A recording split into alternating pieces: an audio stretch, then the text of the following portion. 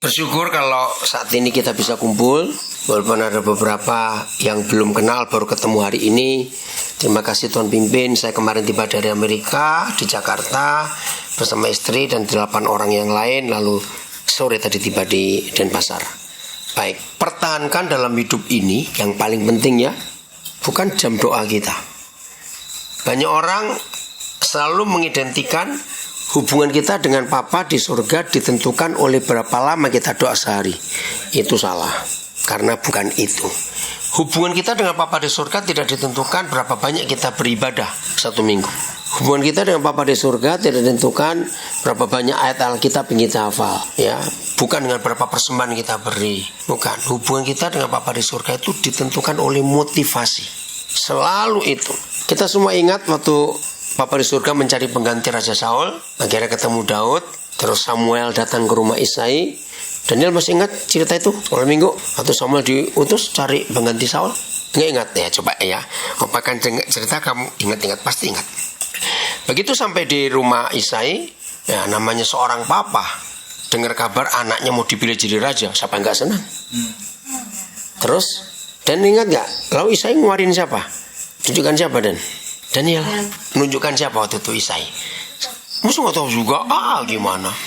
Ya satu persatu 6 anak laki-lakinya dikeluarkan semua.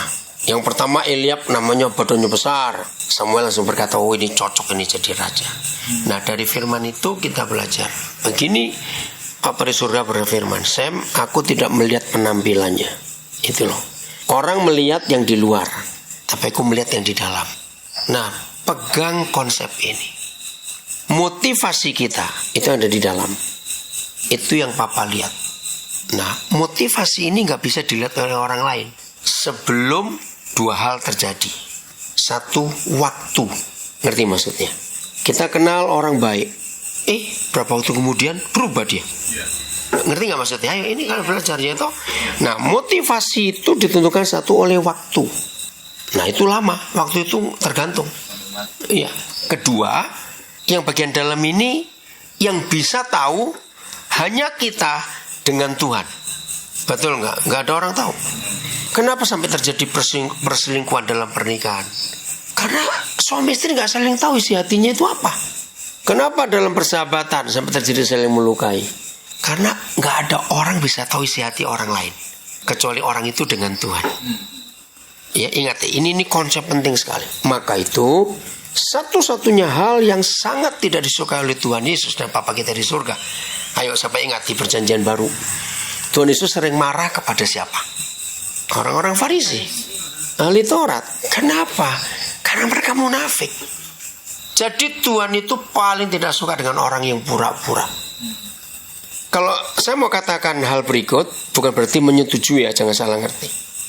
Kenapa Daud yang begitu hancur hidupnya, begitu jahat perbuatannya, tapi sampai di kitab Wahyu tetap dituliskan Yesus itu anak Daud. Sampai kitab Wahyu loh. Logika kita setelah tahu Daud jatuh dalam dosa, harusnya Papa di surga merubah dong sebutan itu. Jangan disebut Yesus anak Daud. Karena kalau sebut Yesus anak Daud, anak pezina, anak pembunuh. Betul tidak? Tapi sampai dalam kitab Wahyu itu ditulis. Ternyata motivasinya. Dalam hal apa kita lihat? Ketika Nabi Nathan menegur Daud tentang dosa itu, baca baik-baik di Alkitab, di ruangan itu cuma ada 2 orang, Raja Daud dan Nabi Nathan, nggak ada yang lain. Kalau Daud motivasinya nggak benar, dia akan berteriak tentara atau bunuh orang ini. Nathan mati, nggak ada yang tahu. Tapi luar biasa Daud bertobat di situ. Dan pengakuan dosanya tertulis di Mazmur 51. Dan itu dibaca orang sampai hari ini. Luar biasa. Motivasi. Nah, temukan di hidup kita itu motivasi yang benar. Tiap hari. Apa kata lain motivasi? Ayo. Apa? Sikap hati. Oke, yang lain cepat ayo. Bongkar semuanya. Motivasi, sikap hati betul. Keinginan boleh. Keinginan yang paling dasar boleh. Apalagi? Memberi semangat, memberi dorongan. Ya, apa yang mendorong? Apa? Pedoman. Kurang tepat kalau pedoman. Tapi betul, sebagai arah, rel ya. Kalau gitu kereta api ada relnya. Ayo, tadi waktu masuk saya tanya Daniel, dan cita-citamu apa? Arsitek. Nah saya tanya, kenapa kamu milih arsitek? Nah ini cita-citanya, ini motivasinya, saya ingin bangun rumah. Nggak salah. Dan itu yang mendorong. Itu jadi pedoman buat Daniel. Kenapa ingin jadi arsitek? Nah motivasi itu penting. Apalagi pedoman, memberi semangat, dorongan rel, sikap hati. Apalagi seorang lagi mikir, motiv semangat.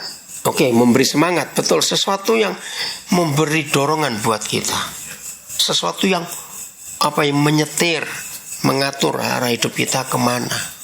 Bayangkan ya, contohnya, kalau ada pedagang, motivasinya bukan untuk cari duit, cari untung. Tapi kenapa kamu dagang? Habis disuruh gitu. Loh, ada kok orang seperti itu, betul nggak? Sama ada orang kuliah, kenapa kamu kuliah? Mama itu cerewet terus aku nggak kuliah. Bukan motivasi kalau begitu. Dari diri sendiri nggak ada. Ada orang pelayanan, kenapa kamu melayani? Habis teman-temanku semua melayani. Bukan, betul nggak? Maka itu temukan motivasi kita apa? Kenapa? Maaf, ada orang pacaran, motivasinya lain. Betul nggak? Padahal motivasi orang pacaran itu kan menentukan calon istri atau calon suami. Betul nggak? Nah, kalau motivasinya nggak betul, maka pacaran jadi kendaraan yang salah.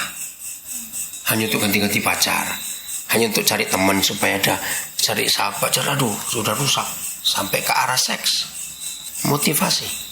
Kalau orang pacaran motivasinya ingin menemukan calon istri atau calon suami, nggak mungkin orang itu akan merusak. Betul nggak? Sebab kalau orang pacaran motivasinya mencari calon istri atau calon suami, berarti di logika cowok itu adalah aku mencari calon ibu buat anak-anakku. Kalau dia seorang pria, seorang cewek, maka dia ketemu pacar, dia akan berkata aku cari calon papa buat anak-anakku. Itu motivasi yang benar. Maaf, kalau motivasi tidak itu, akhirnya ganti-ganti pacar. Seks kiri, seks kanan luar biasa. Karena bukan mencari calon ayah dan calon ibu untuk anak-anaknya. Jadi motivasi itu penting sekali. Nah, temukan. Jadi ini yang papa cari di hidup kita, motivasi. Maaf, menurut kalian semua banyak atau sedikit ada orang pelayanan, kata pelayanan, tapi motivasi cari duit? Banyak. Nah, makanya itu ini yang perlu kita jaga. Lagi sekali ini perlu dimengerti betul-betul. Motivasi itu tidak ada orang yang tahu kecuali orang itu dengan Tuhan. Orang tua kepada anaknya pun nggak tahu kalau dia nggak ngomong. Ya, karena Papa di surga yang maha tahu. Betul nggak? Jadi kalau toh ada motivasi tersembunyi di hidup kita pun orang lain nggak tahu loh. Maka itu tadi kita belajar yang pertama adalah apa yang menentukan motivasi? Waktu. Setelah sekian tahun, sekian lama, orang ini tetap nggak di jalur itu, mulai melenceng. Nah itu waktu yang akan membuktikan. Dan Papa selalu cari itu. Yudas dengan Petrus, kalau dipikir dosa siapa lebih besar? Petrus. Dosa Yudas masih bisa ditoleransi loh, kalau nggak ada dia siapa nyelipkan Tuhan Yesus. Petrus ini dosanya jauh lebih besar karena menyangkal. Menyangkal itu berat loh. Apa kata lain menyangkal? Nggak mau mengakui, kan kurang ajar. Markus menulis, hanya dalam Injil Markus ada tulisan, ketika ada anak gadis kecil itu negur, kamu kan pengikut orang itu. Markus bersumpah, aku nggak pernah kenal orang itu. Pakai sumpah. Itu sadis sekali. Oke. Nah tapi kenapa Yudasnya mati, Petrusnya tetap dipakai? Karena motivasi. Petrus jelas salah, cuma motivasinya dia mau bertobat, dia mau kembali. Yudasnya lari. Ayo kita mikir, kalau Yudas bertobat, Tuhan ampuni nggak? Diampuni nggak kalau Yudas bertobat? Diampuni, pasti bisa dipakai lagi. Malah dalam istilah saya ini ya, kalau sempat Yudas bertobat, maka Tuhan Yesus berkata, terima kasih Yudas, terima kasih kamu mengkhianati aku, supaya aku bisa mati. Betul nggak? Kira-kira itu kalau Yudasnya itu Tuhan Yesus berterima kasih luar biasa. Karena ada sarana untuk membunuh. Maka itu motivasi ini penting. Ada kisah di Amerika. Sudah lama saya dengar kisah ini. Seorang pendeta, dia tuh pengen punya mobil, tapi dia nggak mau utang. Jadi dia nabung. Setelah lebih dari 10 tahun dia nabung, baru bisa beli mobil. Karena mobil itu didapat dari jerih payah yang begitu berat, maka dia sayang mobilnya luar biasa. Pokoknya tiap pagi nggak kotor, nggak bersih, harus dia cuci mobil itu. Nah, salah seorang anaknya laki-laki, kira-kira umur 6 tahun ke atas gitu. Satu hari dia punya ide, dan ini kisah yang luar biasa. Suatu hari dia punya ide, coba aku bangun lebih pagi dari papaku. Kasihan papa tiap pagi bangun mesti nyuci mobil. Nah, akhirnya dia bangun lebih pagi. Dia lakukan semua yang papanya buat. Taruh sabun di ember, diisi air. Jadi sabunnya itu kayak busa gitu nutupin. Ya, tapi dia nggak ambil lapnya. Idenya lihat mamanya di dapur. Tahu ada pembersih yang pakai untuk pantat panci itu, tapi dari besi. Iya. Apa? Bukan cuma lecet lagi semuanya. Nah, makanya itu ini kisah yang luar biasa. Jadi dia lakukan persis semua yang papanya lakukan, cuma satu yang dia bedakan. Sabutnya itu yang dia bedakan. Supaya lebih bersih maksudnya. Karena lihat mamanya begitu nyuci. Begitu dia semprot, dia kaget. Karena baret semua. Dia masih syok. Dia nggak tahu mesti buat apa. Papanya keluar. Ketika papanya emosi mau pukul, Roh Kudus berkata, kamu lihat motivasi anakmu, jangan lihat hasilnya. Di situ dia nangis. Dia bilang, papa tahu kamu salah, tapi motivasimu itu. Anak ini nangis juga. Nah, hari Minggu berikutnya dia khotbah. Maka jemaatnya berkata, selama sekian banyak tahun dia jadi pendeta, jemaatnya ngakui itu khotbah yang paling bagus, itu tentang anaknya itu. Ya karena melihat itu salah, motivasi itu mempengaruhi. Ya, jadi selalu menanyakan motivasi. Ya selalu. Seperti dia mau lupa lagi. Nando, saya tanya Nando, kamu kuliah hukum. Nah, apa cita-citamu setelah selesai? Itu motivasi. Ternyata dia ingin jadi bupati. Nggak apa-apa. Dorong terus. Simpan terus motivasi itu. Biar Tuhan yang bekerja nanti. Ya, siapa mikir Obama bisa jadi presiden, Jokowi bisa jadi presiden. Ternyata motivasi mereka. Jadi penting sekali. Nah, Matius 14 ayat 14. Inilah ayat yang paling jelas tentang apa sih motivasi kita menjadi murid Tuhan Yesus. Ya, Matius 14 ayat yang ke-14. Silakan salah seorang membaca. Ketika Yesus mendarat, ia melihat orang banyak yang besar jumlahnya, maka tergeraklah hatinya oleh belas kasihan kepada mereka dan ia menyembuhkan mereka yang sakit. Nah, tergeraklah hatinya, belas kasihan. Itu motivasi. Nah, selalu kita tanyakan dalam hidup kita, dorongan apa? Apa tadi kata lain? Dorongan, sikap hati, pedoman. Ya, apa yang ada di hidup kita menjadi murid-murid Tuhan Yesus. Setelah dengar ini, kalau gitu banyak atau sedikit orang motivasi salah ke gereja? Banyak. Ada yang motivasi dari pacar, betul nggak? Mungkin orang seperti itu pasti kan pindah-pindah gereja karena habis semua dipacari nggak ada yang jadi. Karena motivasi itu dorongan, ya, yang memberi semangat hidup kita. Temukan itu. Siapa ingat dalam Mazmur apa? 83 kok nggak salah ya, atau 86. Yang dikatakan bahwa orang yang berjalan menuju Sion itu makin lama itu makin kuat. Ya, karena tujuannya jelas mau kemana. Motivasi yang terbesar kalau kita sudah membaca Matius 14 ayat 14 adalah mengasihi Tuhan lebih daripada apapun juga. Amin. Itu nggak boleh digantikan oleh apapun juga. Selalu yang nomor satu adalah kesana. Mungkin saudara tanya, apakah gitu mengasihi Tuhan? Kan luas. Ya, coba buka Yohanes pasal yang ke-14. Yohanes 14 ayat yang ke-21 mulai. Ya, silakan dibaca, sudah dapat. Barang siapa memegang perintahku dan melakukannya, dialah yang mengasihi aku. Nah, dan barang siapa ya, cukup sampai situ dulu. Jadi, bukan yang rajin berdoa, bukan rajin ibadah, enggak. Yang memegang firman dan melakukannya. Itu mengasihi Tuhan. Dan itu motivasi kita. Pegang firman itu. Selalu rindu untuk melakukan. Berusaha dalam segala hal yang kita buat, selalu melakukan yang Tuhan katakan. Untuk apa saja usahakan. Oke. Yeremia 17 ayat yang ke-9. Ayat yang ke-10 dulu. Yeremia 17 ayat yang ke-10. Siapa papa kita itu? Ya, Yeremia 17 ayat yang ke-10. Siapa papa kita? Aku Tuhan yang menyelidiki hati. Nah, pelan-pelan. Yang menyelidiki hati. Menyelidiki motivasi kita. Dan Yang menguji batin. yang menguji batin. Menguji hati kita. Terus?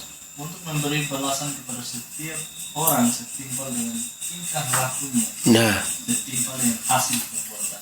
jadi papa itu buat apa saja atas hidup kita, itu tergantung sikap hati kita.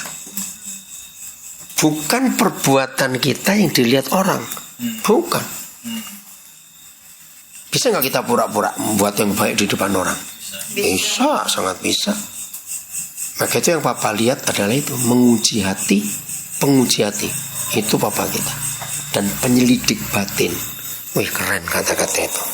Itu papa kita. Siapa masih ingat doanya Daud?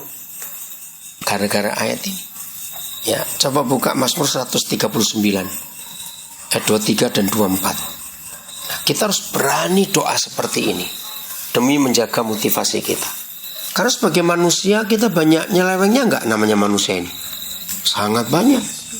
Apalagi kita yang orang nggak tahu. 139 ayat 23 dan 24.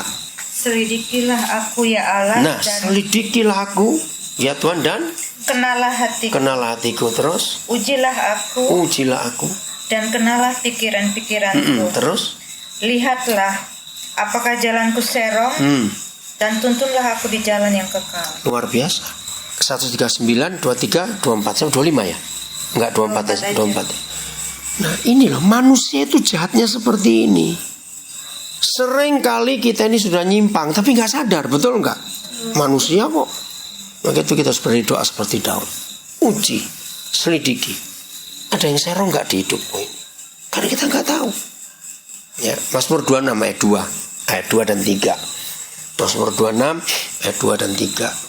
Harus berani seperti itu. Ujilah aku ya Tuhan. Cobalah aku. Terus Selidikilah batinku. selidiki batinku dan hatiku. Terus ayat 3. Sebab mataku tertuju kepada kasih setiamu. Ya, Dan aku hidup dalam kebenaranmu. amin. Sebab mataku tertuju. Mazmur 26 ayat 2 dan 3. Banyak orang gak berani mengatakan kalimat itu. Ada yang berkata, oh sombong betul kamu, nantang Tuhan. Bukan. Ya. Kenapa ada tamu? Iya. Kenapa? Mau belajar? Mau tidur. Oke. Selamat malam. Peluk apa dulu? sama Peluk dulu mau. Tuhan berkati ya. Kamu jadi anak baik. Selamat tidur. Ada tamu Nando? Enggak. Oh. Jelas ya. Jadi kita berani loh ngalami diuji oleh Tuhan. Nggak perlu minta.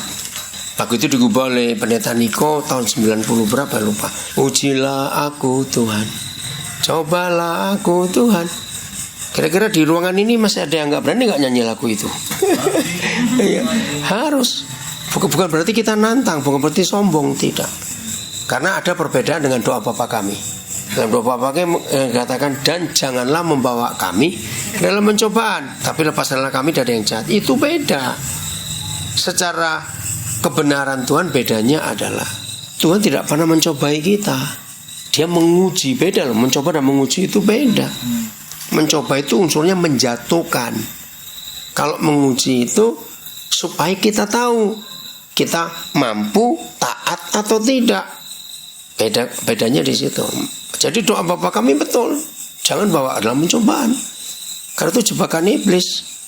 Tapi uji. Ya, karena itu yang Tuhan mau dalam hidup kita. Contoh kecil. Apakah cukup kita percaya pada orang berkata, aku ini sabar loh, aku ini sabar. Gimana cara buktikan dia sabar atau tidak? Diuji. Dengan dicari gara-gara. Nah, jangan marah pada yang gara-gara. Harus berterima kasih malah. Untung ada kamu, sehingga aku tahu sekarang ini. Nah, lulus atau tidak di situ harus berterima kasih. Artinya kenapa pertama mau ngomong apa tadi? Ya, Oh. Jelas ya? Jadi Seret mobil. mobil, kenapa mobil? Ya maksudnya seret mobil.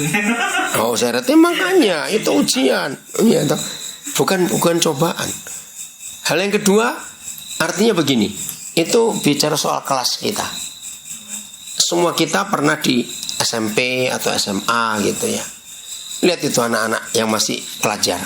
Kalau dengar anak-anak minggu depan ulangan, pasti protes. Masa ulangan lagi? Gitu. Iya. Tapi kalau sudah di perguruan tinggi, ini sudah siap ini kok. Dosen nggak memberi ujian. Justru mahasiswa yang benar berani maju. Kapan ujiannya? Saya sudah siap. Ngerti maksudnya? Kenapa Dan? Mengambil apa? Ngerti? Nah jadi kalau ada di antara kita masih takut ujian berarti masih SMP. Kalau kita sudah perguruan tinggi nggak perlu takut, malah minta kok. Kapan ini? Aku sudah siap. Nah jadi kalau kita kembali ke Taman Eden, banyak orang berkata, kan Tuhan sudah tahu Adam itu bakal begini, bakal begitu. Betul, tapi Adam yang belum tahu. Betul tidak? Adamnya belum tahu dia itu taat atau tidak. Oke. Ulangan 8 ayat 2. Dan manggil mama. Mau coba kenapa? Minta uang jawab. Mau tidur minta uang. Saya gosok gigi belum? Oh, Ayo gosok gigi dulu. Ayo kenapa? Ulangan 8 ayat 2. Ingatlah kepada seluruh perjalanan yang kau lakukan atas kehendak Tuhan Allahmu di padang gurun selama 40 tahun ini dengan maksud merendahkan hatimu dan mencoba engkau untuk mengetahui Menguji ya betul ya. apa Terus? yang ada dalam hatimu. Nah itu loh. Untuk mengetahui 8 ayat 2. Ulangan. Untuk mengetahui apa? Ayo baca itu. Untuk mengetahui apa? apa yang ada dalam Nah, apa yang ada dalam hati kita? Apakah kita ini taat pada firman-Nya atau tidak? Jadi harus diuji. Untuk apa saja? Jelas? Supaya motivasi kita tetap benar di hadapan Tuhan. Oke, ada yang mau tanya sampai di sini? Motivasi bisa berubah tidak? Bisa. Ya, tergantung dua hal penting besar. Satu, waktu. Ya mungkin pertama motivasi begini, tahu setelah berjalan bisa berubah, nggak apa-apa. Tergantung Roh Kudus memimpin. Nah tapi yang celaka itu kalau merubah karena orang-orang di sekitar kita. Betul? Motivasi pertama benar, salah bergaul bisa rusak nggak motivasi? bisa. Sangat bisa. Nah kalau begitu tetaplah bergaul dengan Bapa di surga. Supaya motivasi tetap terjaga. Bergaul. Apa kata lain bergaul? Berinteraksi. Apalagi terlalu tinggi itu interaksi. Yang sederhana. Betul. Tapi betul. Bersahabat. Apalagi makan sama-sama. Oke. Tapi kalau tiap hari barisin sendiri ya. Enggak. DJ kamu hebat juga ya. Guru itu. Iya guru ya. Ayo apalagi yang lain? Berteman. Apalagi? Hubungan. Apalagi? Ayo yang lebih gampang. Berbicara. Apalagi? Curhat. Berkomunikasi. Ya yang umum itu curhat itu. Kalau curhat itu satu arah atau dua arah? Nah bergaul itu dua arah. Agama merusak pergaulan kita dengan Bapa di surga. Kenapa? Nanti saya tunjukkan. Coba buka Kejadian 5:22. Ya, Kejadian 5:22. Mengapa Henokh menjadi orang pertama yang tertulis di Alkitab? Dia nggak ngalami mati, tapi diangkat. Dan Henokh hidup bergaul dengan Allah selama 300 tahun lagi setelah ia memperanakan Metusalah dan ia memperanakan anak lelaki dan perempuan. Ya. Henokh hidup bergaul. Orang beragama tidak mungkin bisa bergaul dengan Tuhan. Kenapa yuk? Karena banyak aturan. Iya, karena banyak aturan. Bergaul, sahabat, teman, interaksi. Ada aturannya nggak? Pakai jam nggak? Kata-kata diatur nggak? Enggak. Baju diatur nggak? Harus rapi terus kalau mau bergaul. Nggak lucu. Nah, agama nggak bisa. Agama itu penuh peraturan. Jadi untuk menjaga motivasi kita, rajin bergaul dengan Bapa di surga. Itu ada interaksi 2 arah. Pernah nggak saudara mikir Tuhan itu perlu curhat pada kita? Ayo, pernah mikir nggak? Nah, harus mikir mulai hari ini. Masa sih Tuhan curhat pada kita? Benar. Kita yang curhat terus. Nah, itu dia. Salah. Itu beragama. Coba lihat Amos 3:7. Ini salah satu ayat dalam Alkitab bahwa Tuhan itu perlu curhat dengan kita. Amos 3 ayat 7. Amos 3 ayat. Sungguh, Perjanjian lama. Ya, ayo. sungguh Tuhan Allah tidak berbuat sesuatu tanpa menyatakan keputusannya kepada hamba-hambanya, para Ya. nabi. Kalau kita lihat ayat itu, ya, sama seperti yang Merto katakan, yang sering bahkan selalu kita curhat pada Tuhan. Tapi kita nggak pernah belajar bahwa Tuhan itu bisa curhat, perlu curhat kepada kita. Hal yang kedua, masih ayat ini. Semua gereja kalau ditanya, antara kita dengan Bapa di surga dan Bapa di surga dengan kita, sebetulnya siapa yang lebih perlu siapa? Kita yang perlu Bapa. Ternyata salah. Mau perlu kita. Ini ayat ini membuat saya sadar. Saya dapat ini tahun 78. 6 tahun setelah saya melayani. Maka itu kenapa saya dalam hidup, dalam pelayanan segala itu berbeda banyak dengan hamba-hamba Tuhan yang lain. Karena tiap kali saya dapat pewahyuan, saya minta Roh Kudus menolong saya untuk melakukan firman itu. Ini tahun 78 diwahyukan. Saya kaget. Kalau saya ganti dengan kalimat yang baru kita bahas. Sungguh, ingat. Nah, di Alkitab itu sedikit sekali firman Papa kita didahului dengan kata sungguh. Sedikit. Sepengetahuan saya kalau nggak salah, nggak sampai 20 ayat. Sedikit. Sungguh. Bukan berarti yang lain tidak penting, bukan. Cuma buat saya memperhatikan. Sungguh. Yahweh Tuhan tidak berbuat sesuatu. Kalau saya ganti, sebelum dia curhat pada kita hamba-hambanya, sebelum dia menyatakan keputusannya, sama nggak dengan curhat keputusannya? Betul? Nah, dari ayat itu kita lihat. Apa kata lain tidak berbuat sesuatu? Ya, apa kata lain cepat? Nggak berbuat sesuatu. Tidak melakukan apa. Iya, diam, Iya. pasif.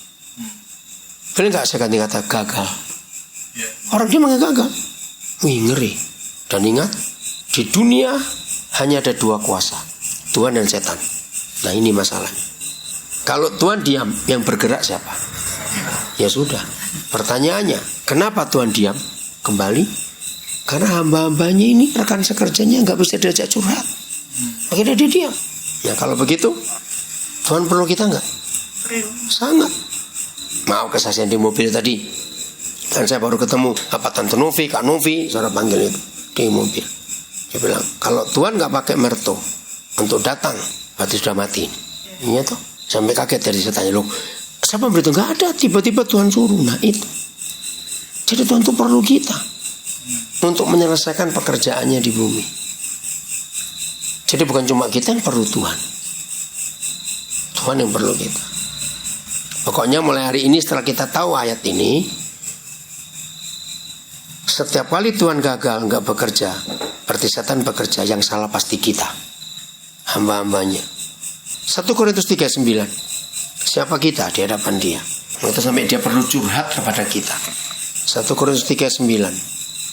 Karena kami adalah kawan sekerja Stop Allah. dulu. Kami adalah kawan sekerja Tuhan. Apa kata lain kawan sekerja? Rekan. Rekan. Apalagi? Partner. Apalagi? Sahabat, bukan? Iya, rekan kerja, mitra, kolega. Nah, pertanyaannya sejawat. Pertanyaannya, kalau disebut rekan kerja, itu posisinya seimbang, sejajar, atau ada yang lebih rendah? Seimbang. Seimbang. Di dalam dunia bisnis, partner tidak boleh berkata pada yang lain, oke, nggak usah, kamu nggak apa-apa, aku bisa kerja sendiri. Itu bukan ke partner namanya. Partner itu kalau nggak ada yang satu nggak bisa kerja. Nah, kalau Papa di surga mengakui kita ini rekan sekerjanya, nggak main-main, Jadi mulai hari ini kalau kita melihat pekerjaan Tuhan gagal, jangan salahkan setan, kita yang salah. Karena kita nggak mau dengar curhatnya. Sungguh, ya Tuhan tidak buat sesuatu tanpa menyatakan keputusannya, tanpa berunding, tanpa curhat dengan hamba-hambanya. Yaitu kita, rekan sekerjanya ini. Jadi posisi kita itu luar biasa di hadapan Tuhan. Itu jangan anggap enteng. Jadi percaya kalau Tuhan pun perlu curhat kepada kita. Jadi mulai hari ini kalau lagi bergaul dengan papa jangan ngomong sendiri terus. Beri kesempatan dia ngomong juga. Amin. Karena dia mau, kita pun ngerti hatinya. Oke? Berarti kita berharga nggak di hadapan Tuhan? Sangat berharga. Hebat sekali. Ada yang mau tanya? Ayo. Jadi gimana tadi menjaga motivasi? Bergaul dengan Tuhan. So motivasinya benar. Supaya Tuhan terus mempengaruhi. Ya. Karena teman-teman kita bisa mempengaruhi kita. Betul toh? Dan harus hati-hati. Ya. Untuk masalah teman pergaulan, coba baca Mazmur 1 ayat 1. Berbahagialah orang yang tidak berjalan menurut nasihat orang fasik, Berjalan, yang berdiri, jalan orang berdosa, dan yang tidak duduk dalam kumpulan pencemooh. ya. Saudara keluarkan 3 hal ini. Berjalan, berdiri, dan duduk. Ternyata itu filosofi kehidupan. Yang namanya orang hidup pasti melakukan 3 hal itu. Betul? Selumpuh-lumpuhnya orang lumpuh, dia tetap bergerak enggak? Atau berjalan atau pakai kursi roda? Itu. Nah, itu yang menentukan hidup itu ke arah mana. Ya, saya punya istilah ini. Selalu kita cek di hidup kita. Kita ini berjalan di mana dengan siapa, berdiri di mana dengan siapa, duduk di mana dengan siapa. Penting enggak itu? Itu mempengaruhi. Iya, nggak ditulis cuma duduk berjalan berdiri. Kayak teman-teman merto. Pengaruh. Itu nggak harus dengan orang loh. Zaman sekarang bisa dengan internet, ya toh? Bisa mempengaruhi kita nggak internet itu? Sangat bisa. Sosial media sangat bisa mempengaruhi kita. Jadi mulai hari ini jaga hidup kita. Tuhan nggak bisa memaksa kita untuk melakukan kehendaknya. Itu semua tergantung pilihan kita. Amin. Jelas ya? Oke, sampai ketemu besok. Tuhan memberkati kita semuanya.